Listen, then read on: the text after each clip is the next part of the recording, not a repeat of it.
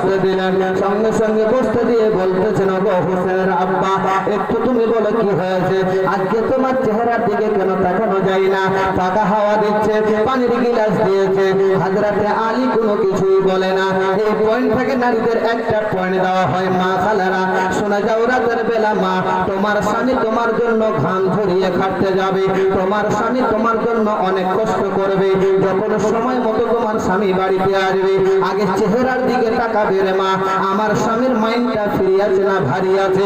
যদি ফ্রি থাকে ফ্রি মাইন্ডে কথা বলবে, আর যদি ভারী থাকে তাকে তুমি বসতে দেবে, ভালো করে সুন্দর করে তাকে আদর যত্ন করবে, মিষ্টি সুরে কথা বলবে।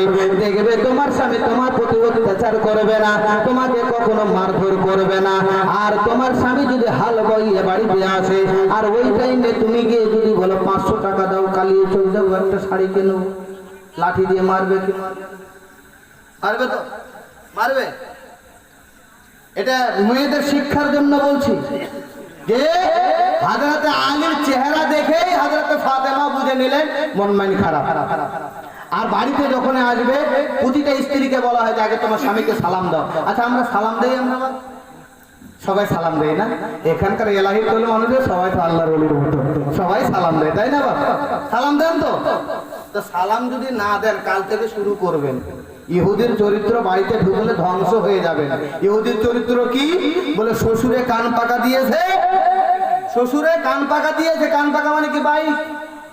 বাইক দিয়েছে, আর বাইক স্টার্ট দিয়ে বলছে, স্বামী বলছে টাটা, বিবিও বলছে টাটা, আর 16 মাইলে হাই রোডে উঠে লেগেছে গাড়ির ঝাঁটা। ঝাঁটা লেগেছে, বলছে সুবহানাল্লাহ। এই ঝাঁটা মানে কি বুঝলেন বলেন তো?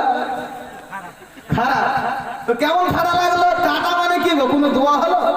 কোনো দোয়া না। আর আসসালামু আলাইকুম, তোমার উপর আল্লাহর রহমত বর্ষণ হোক। ওয়ালাইকুম সালাম, তোমার উপর আল্লাহর রহমত বর্ষণ হোক। একে অপরের দোয়া হলো কি হলো না? সেই দোয়াটা কিন্তু আমার আপনার মধ্যে পাওয়া যায় না। উঠেছে কি? টাটা। এই টাটাটা বাদ দিতে হবে, একে অপরকে সালাম দিতে হবে। যেমন সালাম দিয়েছেন হযরত ফাতেমা। এ মা খালেরা, তোমার স্বামী যদি সালাম না জানে, তুমি আগে সালাম দাও। তুমি একদিন দেবে, 2 দিন দেবে, 3 দিন দেবে, দেখবে তোমার স্বামী খুশি হয়ে একদিন আগে সালাম দিয়ে দেবে। হযরত ফাতেমা তো চেষ্টা করতেন, কখন আমার স্বামীকে আগে আমি সালাম করব, কিন্তু সুযোগ মেলে না। ওই দিন সুযোগ মিলে গেছে। স্বামীকে কত সুন্দর করে হাওয়া বাতাস করতেছে, স্বামীকে আপনার পানি খাওয়াচ্ছে। এমনই অবস্থায় ওই ফাতেমা বলতেছে, স্বামী, আমি ফাতেমা একটা জিনিস জানতে চাই।